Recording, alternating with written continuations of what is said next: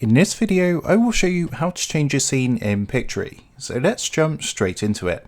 So here we are on Pictory.ai. So what I'm going to do is open up one of my existing projects and I'll show you how to go about and change the scene. So what I'm going to do, I'm just going to go ahead and select this one to load up my project. And here we are on the Pictory interface. So to actually change any one of these scenes, let's say for example, I want to change this one here, it doesn't really fit.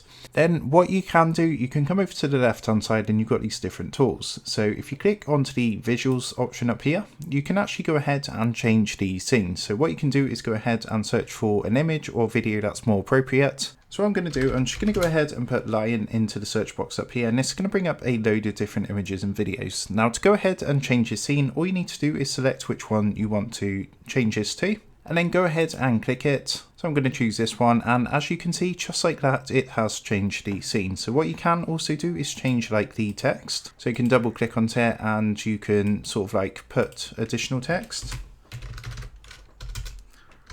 Like so, and what you can also do is change the text itself. So if you come to the left hand side and you click on to the styles icon, and you can actually go ahead and change the style of the text. So for example, if I come across to styles library and I wanted to change this to more of like a yellow color, let's go for this lemon yellow template down here. I'm just going to go ahead and click it, and as you can see, that's changed it also.